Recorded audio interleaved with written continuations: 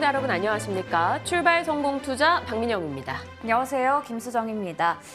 파월 연준 의장의 강경한 발언에 대한 여진이 좀 지속이 되고 있는 상황입니다. 어제 국내 증시도 20%대로 뚝 떨어지는 모습을 나타내는데 뉴욕 증시도 마찬가지입니다. 나스닥 지수가 1%가 넘게 내렸고 비트코인은 장중에 또 $2만 아래로 추락하기도 했죠. 또 회복을 했다라고 하는데 여전히 시장에서는 9월 FOMC에 대한 불안감이 작용하고 있는 상황입니다. 아직까지는 이 잭슨홀 미팅의 여진을 좀 소화해 나가는 과정이 연일 이어지고 있고요. 앞으로 금리 인상 경로가 어떻게 될 것인지에 대한 관심도가 높은 상황입니다.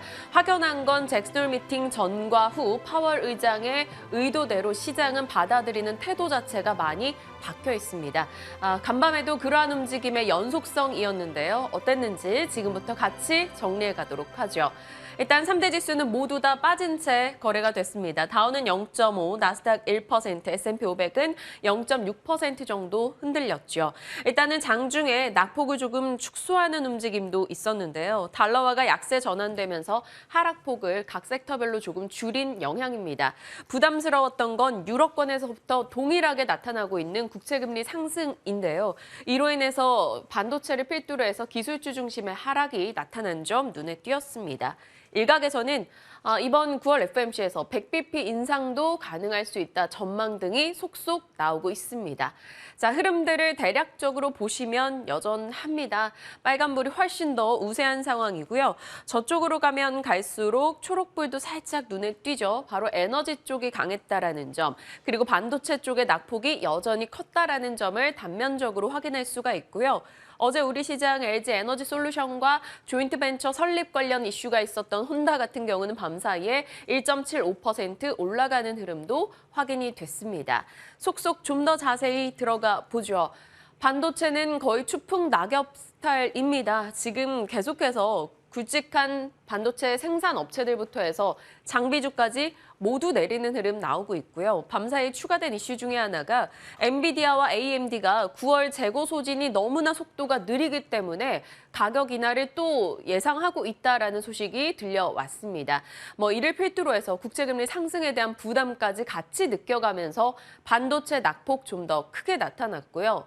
반대로 유가가 4% 정도 뛰었죠. 배럴당 $97에서 거래를 마쳤습니다. 그러면서 정유, 가스 관련해서 시추와 미드스트림 업체까지 줄줄이 올라가는 모습 확인이 됐습니다. 엑슨모빌도 2%대 상승 포착이 됐죠. 자, 반도체가 내리고 에너지가 올라가는 흐름이 나오다 보니까 어제 보여드렸던 이것이 또 생각이 납니다. 인플레이션에 강했던 섹터인데요. 역시나 에너지나 금속 광물 쪽이 잘 버텨냈고 필수 소비재가 견뎠다라는 겁니다. 수요가 탄탄했기 때문인 거죠. 반대로 테크놀로지와 같은 쪽은 낙폭이 너무나 컸었다라는 게 역사적으로 나타난 현상이었고 실질적으로 지금도 그건 반영이 되고 있다라는 걸 우리가 체감하고 있습니다. 자, 어제 시장에서도 이 이슈가 있었어요. 고드만삭스 측에서 에너지 투자해라. 이 곡물이나 원자재가 지금으로서는 가장 매력적인 자산일 수 있다라고 이야기를 했습니다. 그 이유는 결국에는 원자재는 경기 침체 속에서도 재고 소진이 훨씬 더 필수적으로 뒤따르기 때문에 쓸 수밖에 없다라는 거였고요. 지금 인플레이션은 거의 통제 불가능하다. 그리고 앞으로 12개월 에너지 부문 지수는 51.7% 정도 더 올라갈 여력이 있다라고 이야기하기도 했습니다. 여전히 에너지에 대한 긍정의 시각을 내비치고 있는 거죠. 원자재 시장, 에너지 부족으로 인한 관련주 상승은 계속 이어지고 있습니다. 그중에 하나라고 볼 수 있는 건데요. 어제도 쇼티지를 찾다 보면 올라갑니다라고 말씀드렸던 것 중에 하나입니다. 바로 비료이죠. 비료 간략하게 보면요. 요즘 시장에서 이 이야기가 돌고 있길래 정리를 했습니다. 지구 온도가 1도 올라갈 경우 이 생산량이 줄어드는 폭인데요. 밀, 쌀, 옥수수, 콩 등 모두 생산이 줄죠. 밀 같은 경우는 3도가 올라갈 경우 마이너스 30% 정도 작황이 떨어집니다. 그리고 탄소 배출을 많이 하면 할수록 농작물의 질소 함유가 감소한다라고 해요. 그래서 시장에서는 질소가 중요하고 질소 비료를 생산하는 업체들이 더욱 부각 지속되고 있다라고 말하고 있습니다. 장기적으로 비료 사용은 늘어날 수밖에 없고 비료는 결국 천연가스가 비용의 75에서 90%를 차지하기 때문에 지금 천연가스 가격의 급등, 비료주의 상승 필연적이다라는 겁니다. 어제장에서도 우리 시장 대다수 종목이 빠지는 가운데 남해화학 등이 2% 정도 올랐던 이유가 되겠죠. 질소 비료 쪽에서 좀 강점을 갖고 있는 회사이기 때문입니다. 그리고 어제 전해드렸던 소식 중 하나였죠. 천연가스로 인해서 유리를 생산할 때 온도 맞추는 것조차 어려워지고 있다 보니까 유리가 부족해질 것이다. 그래서 관련 인플레주 반등 있을 수 있습니다라고 말씀을 드렸었는데요. 어제장에서 금비와 같은 종목이 또 12% 상승하기도 했습니다. 그런데 이런 흐름과 맥락을 이해하고 알아가는 건 좋겠긴 합니다만 사실 따라가기는 쉽지가 않습니다. 그리고 언제까지 이런 종목들만 돌고 돌아서 우리가 흔히 알고 있는 반도체나 네이버 카카오나 이런 종목은 정말 맥도 못 추는 상황이 이어지고 있다 보니 너무 투자가 어렵게만 느껴집니다. 하지만 분명한 건 이런 종목에 투자하는 것 또한 하나의 방안이라는 건 생각해 볼 수가 있겠죠. 자, 원전주 보겠습니다. 지난주에도 보여드렸던 내용인데요. 이 우라늄 관련한 ETF가 계속해서 강세를 기록하고 있다라는 소식이었었는데 밤사이에 또 올랐습니다. 우라늄 관련한 ETF의 급등이 나왔고요. 관련한 종목들의 상승을 봐도 놀랍습니다. 우라늄 에너지 14%, 그리고 센트러스 에너지가 17% 급등하는 등의 움직임 포착이 되고 있는데 최근 들어서 약간의 투기성 자금까지 꽤나 많이 쏟아지면서 우라늄 관련주로 자금이 집중되고 있다라고 전해드린 바가 있었죠. 시장에서 원전에 대한 관심이 계속 올라가고 있다는 걸 우리가 매일같이 하나쯤은 쏟아지는 뉴스를 통해서 확인하고 있기 때문입니다. 이것 또한 세 번째 보여드리는 것 같아요. 로이터 측에서 에너지 위기가 결국 원전을 부활시켰다라고 이야기를 했었고요. 최근에만 들려왔던 각국에서 원전을 어떻게 활용하겠다라고 피력하고 있는 내용들입니다. 기존에는 원전을 없애야 된다라고 말하던 목소리들이 빠른 태세 전환을 하고 있는데요. 결국에는 원전에 대한 방향성은 명확하게 제시되고 있는 게 아닐까라는 생각도 듭니다. 우리 시장도 관련주들 지속적으로 체크할 필요가 있겠죠. 자, 이제 시장 얘기 또 좀 더 들어가 보죠. 어제는 환율 관련한 속보가 너무 많더라고요. 네, 맞습니다. 환율이 13년 4개월여 만에 1,350원을 돌파했습니다. 어제 장중에 이렇게 최고치로 1,351원까지 올라선 건데요. 네. 최근에 환율의 급등세가 무섭습니다. 작년 말까지만 해도 1,100원 수준대였다가 올해 6월쯤에 1,300원을 돌파를 했습니다. 그리고 나서 두 달 만에 빠르게 최고치까지 올라선 건데요. 아무래도 이렇게 환율이 오르다 보니까 좀 부담스러운 부분이 많은데 일단 환율이 오르게 되면 수입 물가가 올라갑니다. 우리가 쉽게 말하는 물가 올라가고 있다, 힘들다, 물건 사기 힘들다, 어렵다 이런 얘기할 때 그 물가입니다. 9월, 10월, 10월쯤에는 물가가 정점을 찍을 것이다라고 예상을 하고 있었는데 이 부분이 지연될 것이다라는 얘기가 나오면서 그렇게 되면 경기 둔화로 이어질 수 있다라는 우려가 나오고 있습니다. 최근에 국제 원자재 가격이 하락세를 나타내고 있지만 결국에 이렇게 되면 또 이 부분을 상쇄하게 되고요. 또 외국인의 자금이 우리 시장에서 이탈하면서 외환 보유액이 빠르게 고갈될 수 있다라는 우려까지 연결이 됩니다. 그렇다면 지금 이 우리나라의 상황을 한번 좀 체크를 먼저 해볼 텐데요. 앞서 물가 얘기를 드렸는데 소비자 물가 지수가 계속해서 올라가고 있습니다. 7월에는 이 상승률이 6.3%를 기록하기도 했죠. 계속해서 최고치를 달성하고 있는 상황인데 8월 소비자 물가는 9월 2일에 나오게 됩니다. 과연 이 7월에 6.3%를 넘을지도 지금 관건이 되고 있는 상황이고요. 또 한국은행에서는 올해 경제 전망을 이렇게 내놨습니다. 올해 물가 상승률을 얘기를 했는데 이 소비자 물가 상승률이 5.2%까지 찍을 것이다 이러한 이야기를 했고요. 그리고 네. 경제 성장률은 낮춰 잡았습니다. 그래서 한은에서는 이런 얘기를 했죠. 인플레 5%를 지속하게 된다면 일단은 물가 안정을 우선적으로 해야 된다. 그러니까 연준처럼 우리도 추가적으로 금리 인상을 해야 된다라는 이야기를 하게 된 겁니다. 베이비 스텝을 지금 예상을 하고 있었는데 이 10월에도 우리나라도 빅 스텝이 예상이 된다라는 우려가 나오고 있는 거죠. 다음 페이지 한번 보겠습니다.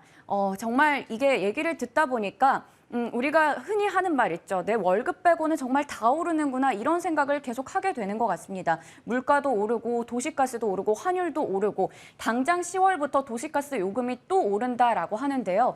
올해 들어서 정산 단가라고 하는 이 부분이 세 차례 정도 인상이 됐습니다. 5월에도 1.23원으로 7월에는 1.90원, 10월에는 2.30원으로요. 하지만 이 국제 천연가스 가격이 계속해서 올라가면서 천연가스 수입 가격도 전월에 1톤에 $1,000를 넘어서며 역대 최고치를 찍었습니다. 그러다 보니까 한국가스공사의 미수금이 벌써 반년 만에 5조 원을 넘어선 상황이 됐는데요. 그래서 이 10월에 정상 단가를 소폭 상승하는 것만으로는 부족하다라는 이야기 속에서 어제 산업통상자원부가 오는 10월에 도시가스 요금을 인상하겠다라고 얘기를 했고요. 기획재정부와 함께 어느 정도로 인상할 것인지를 논의하겠다라고 밝혔습니다. 추가적으로 전기요금도 10월에 올라간다라고 하기 때문에 국민들에게 부담은 더욱더 가중될 것으로 보이는 상황입니다. 상황이 이렇다 보니까 이 높아지는 환율 속에서 수혜를 얻을 수 있는 업종이나 종목은 어떤 게 있을까? 이 수혜주 찾기에 또 많은 분들이 관심이 많을 텐데요. 사실 찾다 보니까 참 옛말이구나라는 생각이 들었어요. 통상적으로 해운, 자동차, 의류주가 이 고환율 수혜주로 꼽히는 업종입니다. 하지만 이들은 뭐 수출 비중이 높아서 그렇다고 하지만 일단은 최근 들어서 흐름을 보시면요. 한 달 동안에 HMM이 12%, 현대차가 4% 가까이, FNF가 14% 정도 이 업종에서 대표주들의 흐름이 좋지 않았습니다. 특히 어제같이 환율이 급등했을 때도 마찬가지의 모습을 나타냈고요. 이들의 실적이 올라갈 것이다라는 기대감이 있는데 이 부분 역시 3개월 뒤에 반영이 되기 때문에 3분기나 4분기쯤에는 실적이 시장의 예상치를 상회할 것이다라는 전망이 나오고 있습니다. 근데 일단은 이쪽이 약한 이유에 대해서 증권가에서는 이렇게 얘기를 하고 있더라고요. 요즘에는 현지 공장을 건설하고 또 해외에서 직접적으로 생산을 하고 있고 거기다가 지금 수요가 사실 못 받쳐주고 있는 상황이기 때문에 환율과 주가 사이의 상관성이 떨어지고 있다라고 이야기를 하고 있었습니다. 그래서 사실 이쪽이 좀 주목을 받고 있다는 건데요. 제가 8월 16일에 브리핑을 해드렸죠. 종합상사 관련주입니다. 원자재 가격이 올라가고 높은 환율 덕분에 이쪽에서는 실적이 굉장히 잘 나왔습니다. 올해 상반기 들어서 빅3의 매출만 42조를 달성한 건데요. 증권가에서도 계속해서 실적 전망치 상향 조정하고 있는 상황이고 최근 1개월간의 흐름을 보시면 포스코 인터내셔널 30% 넘게, LX 인터내셔널도 강한 모습 나타내면서 앞서 체크해봤던 고환율 수혜주와는 확연하게 다른 모습을 나타내고 있었습니다. 잠시 후에 또 체크해 보도록 하겠고요. 그리고 사실 8월 들어서 외국인들이 코스피 시장에서만 3조 원 가량 담았는데요. 그중에서도 태조 이방원을 정확하게 쓰는 모습을 확인할 수 있었습니다. 태양광 에너지 관련주, 2차 전지주, 조선주, 방산주, 원전주 쪽에서 활발하게 매수세를 나타냈다는 부분도 확인해 보시면 될 것 같습니다. 그리고 추가적으로 이 부분도 체크해 보겠습니다. 아무래도 환율이 올라가면 여행에 대한 부담감이 느껴질 수 있는데요. 하지만 그래도 요즘에는 또 여행을 많이 가고 있죠. 여행 수요 감소로 침체를 겪다가 지금 일본 쪽에서 여행 규제 완화에 대한 기대감이 나타나면서 이 관련주들이 어제 또 다시 올라갔고요. 고개를 드는 건가라는 기대감을 줬는데요. LCC, 여행, 면세주들 과연 어떻게 될지도 좀 기대가 됩니다. 아무래도 지금 엔저 현상이 나타나면서 970원대 초반까지 떨어지면서 여행객이 증가하고 있고 일본 노선이 완벽하게 회복이 된다면 하반기 실적에 대한 기대감도 가져갈 수 있는데요. 전일장에서도 그 많이 빠지는 와중에도 어제 이들 종목이 좀 선방하는 모습을 나타냈고 8월 23일에 정확하게 일본 여행 규제 완화가 시작됐던 그때부터 일주일 동안에 진해원은 10%대로 그리고 모두투어는 11%, JTC는 18%나 오르는 모습을 나타냈습니다. 오늘은 환율 관련해서 이 고환율 수혜주에 대해서 한번 이야기 나눠보겠고요. 이쪽에 대해서도 한번 전략을 챙겨보겠습니다. 네, 전통적인 이 환율 상승의 수혜주 그 가운데서 지금은 주목받지 못하지만 그래도 볼만한 게 있을지 잠시 후 전략 챙겨보겠습니다. 확실히 어제와 같이 많은 종목이 빠지는 시점에서 덜 빠지거나 상승으로 버티는 종목들은 그 이유를 한 번씩 찾아볼 필요는 있을 것 같습니다. 자, 어제 나왔던 또 굵직한 이슈가 바로 이거였죠. LG 에너지솔루션과 일본의 혼다가 합작 법인을 세운다라는 거였습니다. LG 엔솔이 지분 51%, 혼다가 49%인데요. 5조 원을 투자해서 2023년 상반기에 착공을 한다라고 합니다. 그리고 2025년 말에 파우치형 배터리 셀과 모듈을 생산해서 혼다의 제품들에 이제 실른다라는 거죠. 자국계 중심의 폐쇄적인 일본계입니다. 그쪽으로 OEM향 벤더 진입을 했다라는 게 그쪽에도 파나소닉 등이 있는데 그럼에도 불구하고 우리 쪽과 손 잡았다라는 게 나름 시장에서는 의미 있는 일로 해석을 하고 있습니다. 사실 이들이 손을 잡을 것이다라는 이야기는 계속해서 나왔던 부분인데 생각보다 조금 빨라진 거죠. 그 내용도 한번 짚어보죠.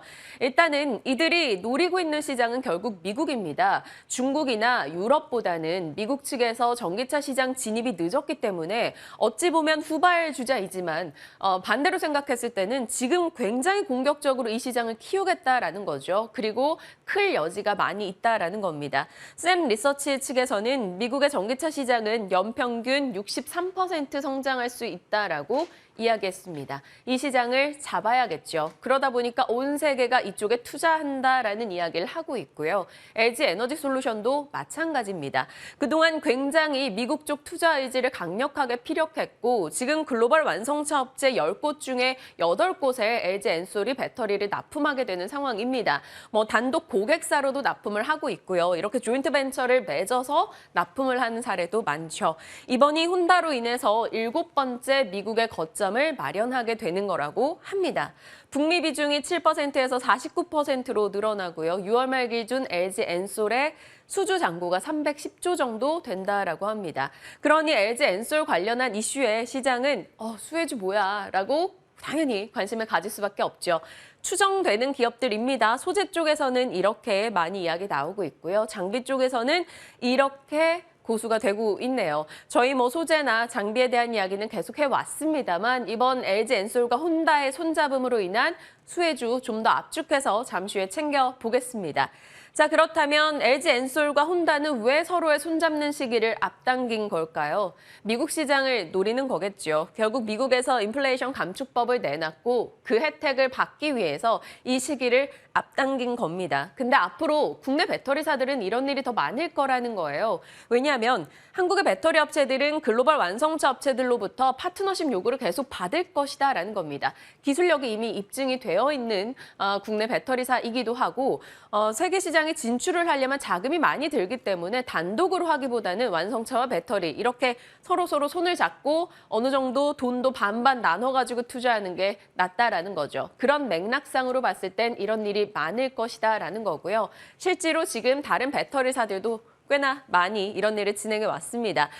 블루오벌 이슈 계속해서 전해드리고 있는 상황이고요. 삼성이 아직 상대적으로는 이런 투자에는 조금 미약하긴 합니다만 그것은 또 반대로 투자할 여지가 많이 남아있다로도 시장은 해석을 하고 있습니다.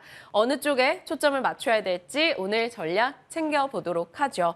자, 그리고 가나 안 가나도 이것도 투자에 관련한 이슈예요. 네. 한국타이어가 또 테네시 공장을 증설한다라고 합니다. 2조 원을 투자해서요.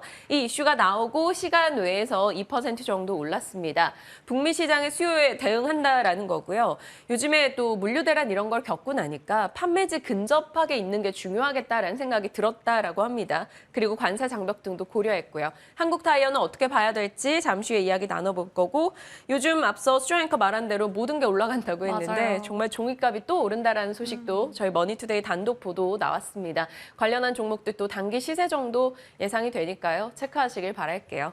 네, 다음으로 현대 로템 이슈 간략하게 보겠습니다. 어제 시간외에서 1.50% 상승했습니다. 장전의 장 마감 이렇게 이슈가 각각 나왔는데요. 폴란드의 4.5조 원 규모의 K2 전차 수출 계약을 체결했다라는 소식이 나오면서 또 한 번의 쾌거를 달성했다라는 이런 호재가 전해졌습니다. 하지만 장 마감하고 나서 나온 뉴스는 또 반대되는 이슈죠. 방글라데시 철도청과 맺었던 공급 계약을 해지했다라는 소식이 전해졌는데요. 과연 어느 쪽에 좀 더 중점을 둬야 될지 아마 이쪽 때문에 많이 오르지 않을까라는 기대감이 있는데 이 이슈도 함께 보시면 좋을 것 같습니다. 네, 시장에 여러 이슈 담아봤습니다. 이에 대한 전략 지금부터 챙겨보시죠.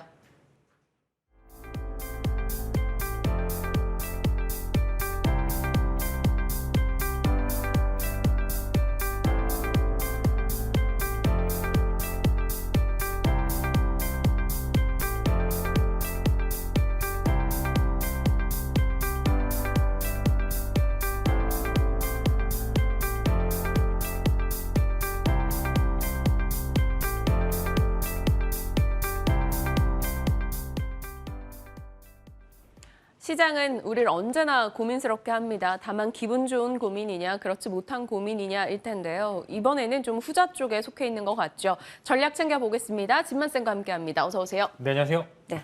항상 시장이 흔들릴 때마다 우리를 위로해주고 격려해줬던 진만쌤입니다. 진만쌤은 지금 시장 판단 어떻게 하세요? 네, 바로 들어오네요. 네, 일단은 국내 시장 같은 경우에는 조금 그래도 선방을 했다라는 의미에서 받아들이시면 좋을 것 같고요. 이전과는 살짝 다른 모습이 있습니다. 외국인들이 그래도 시장을 좀 방어를 해주고 있는 모습을 보여주고 있고요. 반대로 기관 투자자들의 매도가 오히려 지수 회복을 막는 그런 좀 주요한 투자 주체라고 좀 말씀을 드리겠습니다. 그래서 이전에 하락 때는 정말 개인만 주구장창 계속 샀습니다. 보시면은 이전에 5월, 6월 대폭락 때는 개인이 매일 막 1조씩 매수를 한 그런 시장도 굉장히 많았는데 이번에는 어제도 보시면 사실상 외국인들이 코스닥을 순매수를 해주는 그런 모습도 보여 있고 장중에는 오히려 시초에는 외국인들이 오히려 코스피를 순매수해 주는 모습을 보여주었기 때문에 오히려 수급 자체는 그렇게 꼬인 상황은 아니고요. 거기다 실제로 환율 자체가 현재 외국인들이 들어오기 굉장히 부담스러운 환율임에도 불구하고 사준다는 거는 어느 정도 하락의 그 끝이 길지는 않을 거다. 이미 전저점에 대한 이탈을 이야기하시는 분들도 굉장히 많지만 일단 전저점까지는 가지 않을 것 같다라는 게 일단 현재 외국인들의 좀 수급 동향이라고 좀 말씀을 드리겠고 일단은 지금 현재 자체에서 국내 시장의 호조보다는 글로벌 증시에 좀 안정세가 접어들어야지만 국내 시장도 마찬가지로 반등이 나올 수 있다라는 좀 말씀을 드리겠고요. 일단 미국 쪽 여파가 생각보다 좀 큰 것 같습니다. 사실 다 별다른 내용은 없습니다. 뭐 금리를 더 올린다 이런 이야기를 하지도 않았고요. 다만 이제 고금리에 대한 이런 이슈가 지속이 되면서 금리 인하에 대한 시기가 내년으로 이야기를 했는데 이 내년으로 이야기했던 부분들이 조금 연장이 될 수도 있다라는 부분들에 대해서 시장은 조금 우려 섞인 이야기를 하고 있는 것 같고요.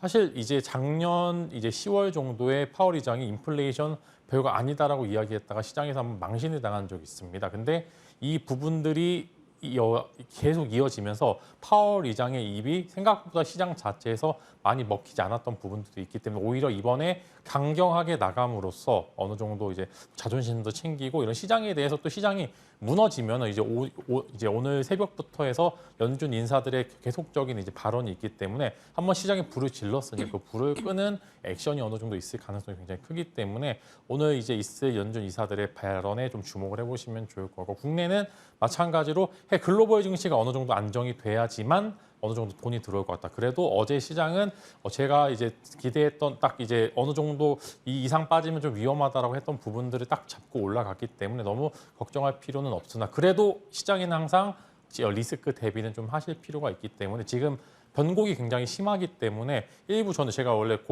인버스 투자를 그렇게 좋아하지는 않지만 이 변곡 구간에서 일부 시드의 비중을 인버스 투자로 좀 돌림으로써 시장에 대해서 무조건 이제 하락을 아예 맨몸으로 맞는 것보다 일부 부분을 좀 해지하는 그런 전략을 쓰시는 것도 좋은 것 같은 게 지금 변곡 구간입니다. 위 아니면 아래. 강하게 위로 가거나 강하게 아래로 가거나 둘 중에 하나이기 때문에 아예 빈 포트라면 좋겠지만 어느 정도 주식 비중이 있으신 분들께서는 여유 시드를 다시 투입을 하셔서 어느 정도 인버스 투자도 해보시는 것도 나쁘지 않다라는 말씀 드리도록 하겠습니다.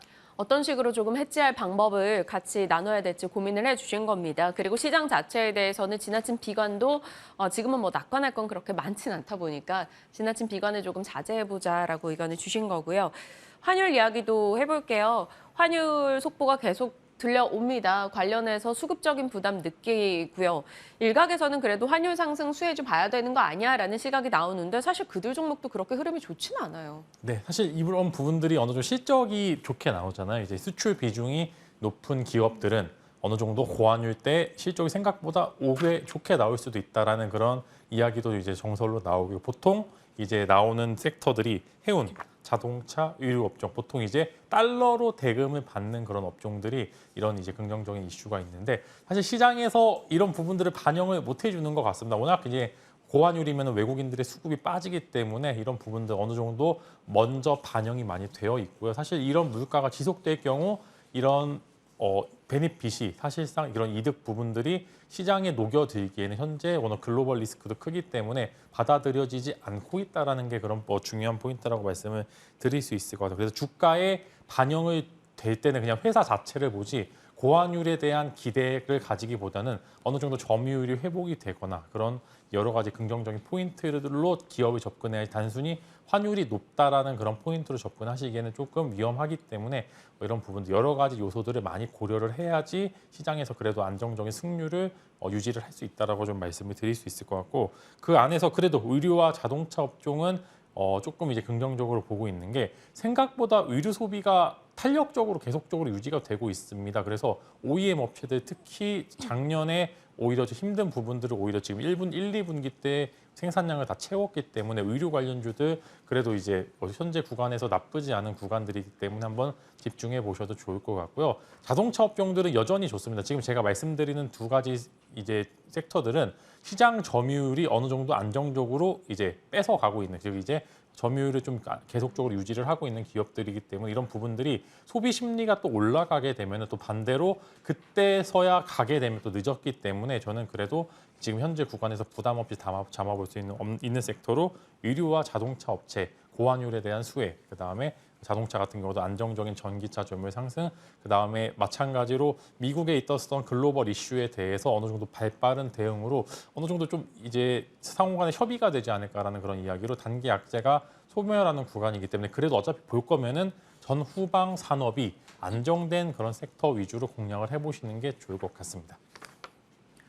뭐 이 섹터들 이제 환율 수혜주로 많이 얘기가 나왔고 살짝 언급도 주셨습니다만 환율 수혜 섹터임에도 불구하고 사실 못 갔잖아요. 그래도 괜찮은 거 맞아요? 네, 어느 정도 가격적인 부담이 사실 고환율에 대한 수혜를 얻었다고 이야기하기에는 워낙 다 바닥권이기 때문에 이제 매출과 영업이익 그다음에 시장 점유율이 어느 정도 안정적으로 나오는 상황에서는 굉장히 나쁘지 않은 그런 투자 방법인 것 같아서 우리 바닥권에 있는 기업들이 오히려 많기 때문에 그다음에 HMM 같은 해운주들도 간단하게 이야기를 드리면은 지금 일단 운임 지수가 워낙 바닥권입니다. 네. 거의 보시면은 이제 환율은 매번 오르는데 운임 지수는 계속 최저점을 갱신하고 있다라는 그런 기사들이 많이 나오고 있는데 보통 해운주들이 먼저 올라줘야지 경기가 좀 회복됐다라는 그런 지표입니다. 그래서 워낙 이제 물동량이 많이 줄었기 때문에 이런 부분들 이제 해운주들의 흐름이 우선적으로 가야지만 어느 정도 지수도 안정화될 수 있다라는 그런 의미에서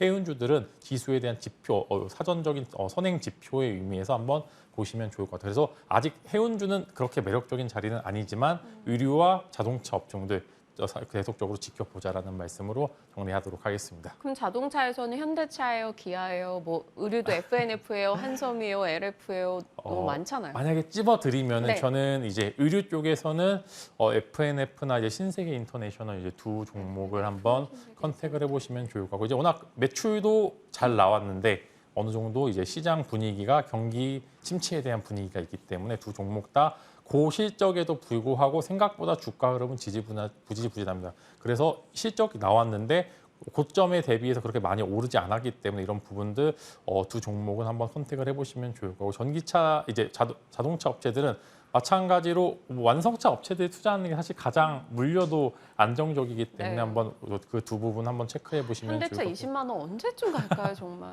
그러니까 이게 하나 차이긴 한데 체감상으로는 거의 지금 몇 달 동안이나 지금 20만 원을 못 가는 모습을 보여주었기 때문에 이제는 어느 정도 지수가 안정적이면 이제는 드디어 가보지 않을까라는 그런 이야기도 드릴 수 있을 거고 뭐 부품주들도 미국 법인이 있는 기업들 계속 강조를 드렸던 게 미국에 있어야지만 사용생활을 잘할 수 있겠죠. 그래서 그런 부분들 한번 전기차들은 완성차 업체 혹은 미국 법인이 있는 그런 기업들을 공략을 해보시면 좋을 것 같습니다. 네. 다음 이슈도 어찌 보면 또 자동차 관련한 이슈가 되겠네요. 혼다와 또 LG 에너지 솔루션이 합작법인을 세워서 또 미국 시장을 제대로 공략을 해보겠다라는 의지를 좀 피력을 했습니다. 어찌 보면 전기차 시장에는 혼다가 조금 지각생이라고들 하더라고요. 전기차 판매 비중이 한 1%밖에 아직 안 된대요. 근데 강한 의지를 갖고 있다 보니 굉장히 좀 크게 소식이 들려왔고 밤사이 미장에서도 혼다가 올랐는데 어찌 보세요? 네, 뭐 일단 이슈 자체는 긍정적이고 어제 실제로 LG 에너지 솔루션이 이 관련 기사가 나오고서 이제 바닥권에서 쭉쭉 올라가는 이제 분봉 흐름을 보여주었는데 좋습니다. LG 에너지 솔루션이 보여주고 있는 모습들은 굉장히 긍정적이고요. 수주 잔고 자체가 많기 때문에 현재 주가를 이제 이런 부분들을 증명을 하는 그런 수주잔고라고 말씀을 드리겠고 이 이상 뭐 예를 들어 전 저점을 이탈할 수 있을 만한 그런 밸류 평가는 받을 수 없다. 즉 이제 바닥권은 어느 정도 잡혀 있다라는 게 굉장히 긍정적이다라는 말씀을 드리겠고요. 이제 지금 굉장히 사실 투자하기 기업들 입장에서는 투자하기 선뜻 손이 나가는 그런 구간들이 아닙니다. 워낙 뭐 이제 조단위 투자가 이루어지는 구간이기 때문에 단순히 현금 여력으로 하기보다는 어느 정도 뭐 대출도 받고 여러 군데 이제 금리 인상에 대해서 부담감을 느낄 만도 한데 투자를 한다는 거는 어느 정도 이제 수주 잔고에 대한 자신감도 나오고 있고요. 혼다도 마찬가지로 사실 전기차 후발주자가 좀 위험한 게 전기차 같은 경우에 한번 판매가 시작되면 이제 교체가 그렇게 잦지는 않다고 하더라고요. 보통 배터리 교체만 하면 되기 때문에 이런 부분들이 사실상 후발주자들이 뒤늦게라도 이제 투자를 해도 어느 정도 시장 파이가 있지 않을까라는 그런 기대감도 나왔기 때문에 일단 미국의 법인을 세운다는 것 자체는 굉장히 긍정적인 요소로 작용을 하고 있다. 이미 뭐 워낙 많은 투자를 했기 때문에 북미 쪽에 거의 LG에너지솔루션이 뭐 몇십 조 가까이 투자를 하고 있기 때문에 이런 부분들 굉장히 긍정적으로 보고요. 다만 더 올라가기에는 지수가 어느 정도 바닥권에서 이제 그 파월의 리스크를 어느 정도 해지하는 구간에서 투자하기 좋은 상황. 즉 이제 더 올라가기에는 부담은 가고 더 내려가지는 않는 그런 박스권 장세가 이어질 가능성이 굉장히 크기 때문에 뭐 정말 예전처럼 막 30%, 50%의 엄청난 성장을 보여주는 기업들도 가끔 이제 예를 들어 미래나노텍도 최근에 뭐 흐름이 그렇죠. 좋았잖아요.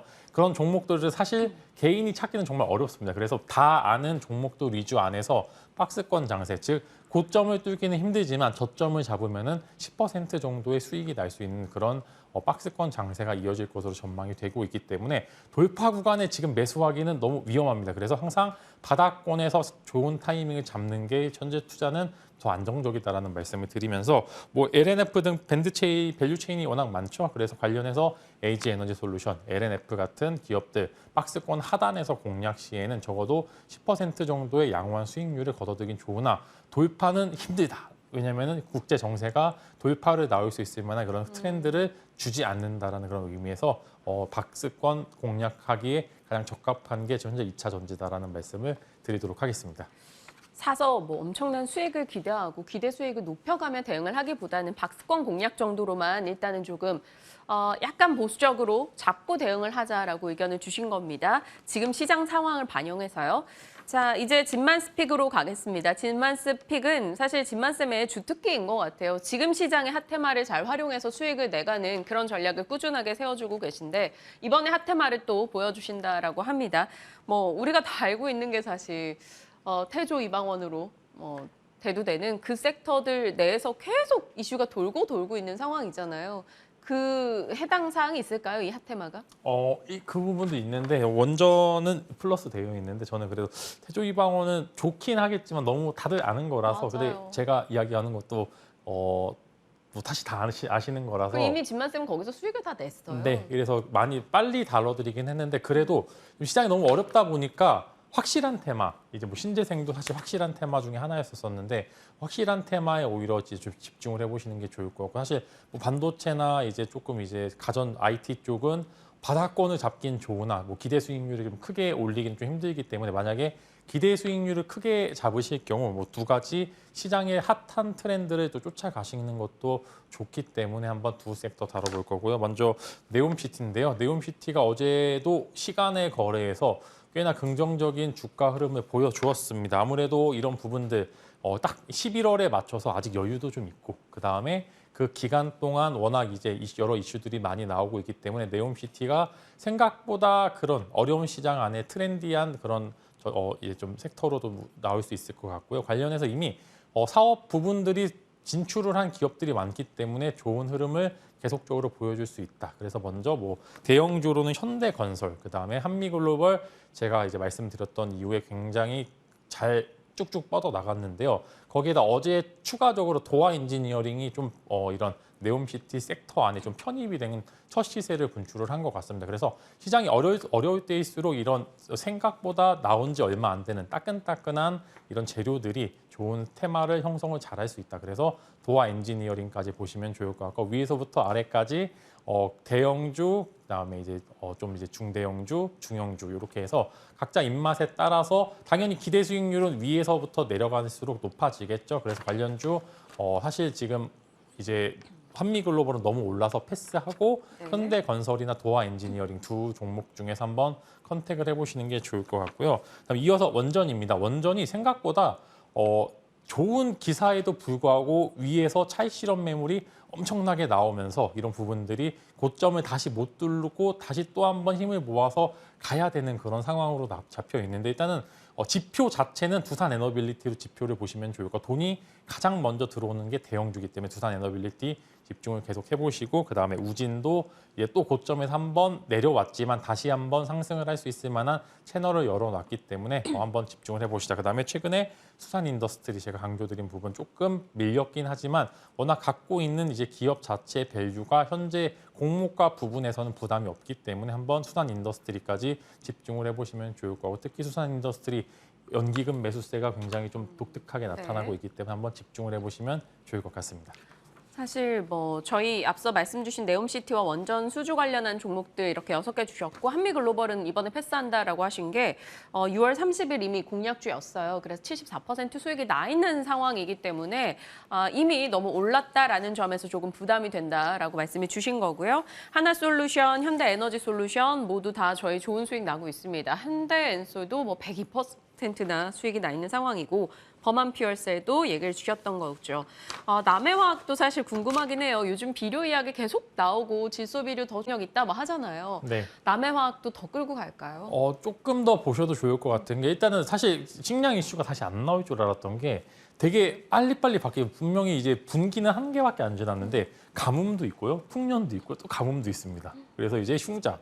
그 사실 그 한 개의 이제 한 개 분기 안에 정말로 이제 빠르게 시기열이 올라가고 있는데 남해화학 같은 경우에도 이제 어느 정도 비료 관련된 이슈도 굉장히 좋고 수급 자체도 굉장히 좋았는데 상승 여력은 조금 더 있습니다. 한 10% 정도의 상승 여력은 존재를 하는데 그만큼 빨리 바뀌었다는 거는 트렌드 자체가 또 인플레이션에서 다시 경기 침체로 확 꺾일 수 있을 만한 그런 부분들이 많기 때문에 항상 기대 수익률을 좀 낮춰서 20%보다는 10%의 짧게 좋은 수익률로 좋은 섹터 테마는 여러 가지 있기 때문에 좀 기대 수익률 낮추고 조금 더 보시라라는 말씀으로 정리를 하도록 하겠습니다. 딱 하나만 더 갈게요. 가나안 가나에 저 현대로템 들어가 네. 있거든요. 현대로템이 또 어제 장 마감 이후에 또 공급 계약 해지 소식이 나오기는 했어요. 그리고 좀 올랐다라는 것에 대한 차익도 어제 살짝 있었고요. 현대로템 보유자라면 어떻게 해야 될까요? 네, 사실 장전에 이제 공시가 나오고서 정말 장밋빛 기대를 하신 분들도 굉장히 많은데 차익 실현 매물이 나왔습니다. 저는 많이 올라갔기 때문에 이제 다시 밑에서 잡을 수 있을 만한 기회는 충분히 있다라는 말씀을 드리겠고요. 즉 매도를 해보시는 것도 좋을 것 같고 다 매도하시기보다는 적어도 50%의 비중은 줄여보시라라는 말씀으로 조금 이제 다시 싸게 살 수 있는 기회는 또 올 거다라고 정리를 하도록 하겠습니다. 네. 다양한 종목에 대한 전략 빠르게 챙겨봤습니다. 진만쌤과 함께했네요. 고맙습니다.